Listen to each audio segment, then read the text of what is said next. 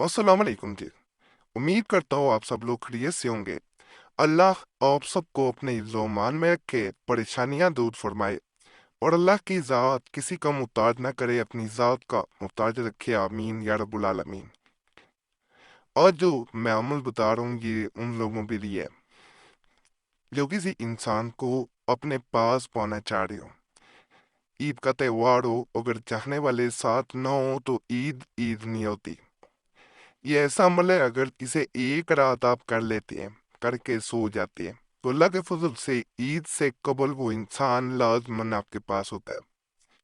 ये ऐसे इस अमल के बारे में कहा जाता है, और जिस किताब से मैं ये अमल दे रहा हूँ उसमें भी ये अल्फाज इस्तेमाल किए गए हैं कि ये किसी इंसान को कान से खींच के आपके पास ले आता है। जैसे आमतौर पे आपने देखा होगा बच्चों को कान से खींचा जाता है, और खींच के बाज़ औक़ात माँ बाप उसे अपनी तरफ लेके आते हैं। तो ये किसी इंसान को कान से खींच के आपके पास ले आता है। इसके बारे में ये भी कहा जाता है कि ये अमल कभी खाली नहीं जाता।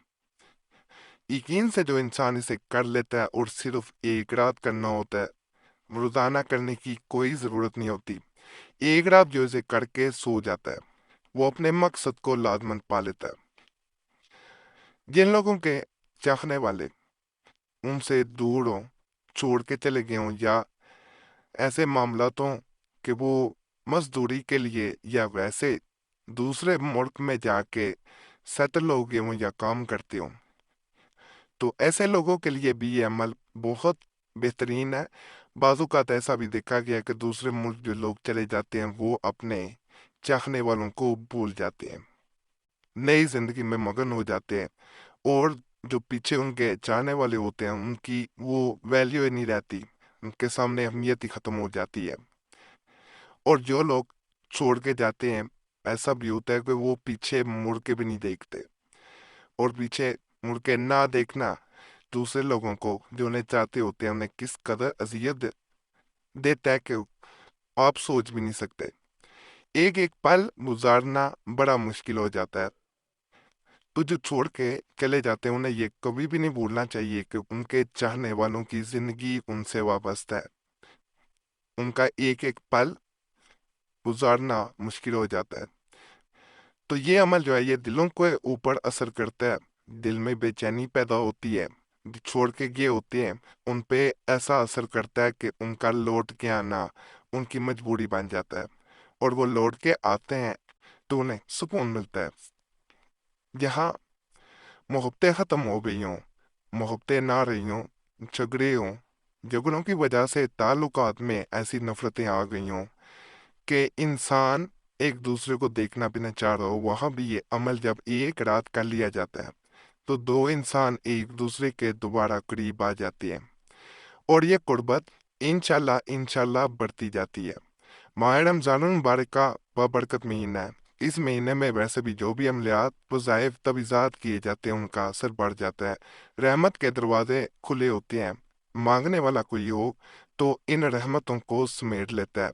जहाँ बाबरकत रिश्ते हो वहाँ ये अमल किया जाए तो इंशाल्लाह रिश्तों में बरकत पैदा होती है। नाजायज़ मकसद के लिए अमल का करना बरकत का बायस नहीं बनता, ना फ़ायदा होता है, सिर्फ वक़्त का ज़िया होता है। अगर जायज़ मकसद है तो इंशाल्लाह इस अमल से बहुत फ़ायदा होगा। नापाकी में बहनें ये अमल ना करें, बावज़ू हो के बिस्तर पे लेट जाना है। भाई भी इसी तरह बावज़ू हो के बिस्तर पे लेटेंगे, और ये जो वजीफ़ा आपको बता रहा हूँ, या नूरो या कद्दूसो, इसको आपने पहले या नूरो इसको आपने 111 मरतबा पढ़ना है, फिर या कद्दूसो इसको 333 मरतबा पढ़ा जाता है। या नूरो ये जब पढ़ा जाएगा तो इसके बाद आपने उस इंसान को 1 मिनट आंखें बंद करके याद करना है, उसका तस्वर लेके आना है। उसके बाद 1 मिनट के बाद या को 200 पढ़ना शुरू कर देना है, 333 मरतबा फिर पढ़ा जाएगा। उसके बाद आपने बिस्तर पे बिल्कुल सीधा लेटना है, और कुछ देर खामोशी में आंखें बंद करके अपने रब ताला से दुआ करनी है कि वो आपकी तरफ लौट के आए। जैसे ही आप ये दुआ करेंगे تو اس کے بعد اگر بات چیت کیے بنا آپ سو جائیں گے، کسی سے بات چیت نہیں کریں گے، انشاءاللہ صبح تک وہ انسان ساری رات بے چینی میں گزارے گا اور آپ سے رابطہ کرے گا کہ آپ کی طرف لوٹ کے آئے گا انشاءاللہ۔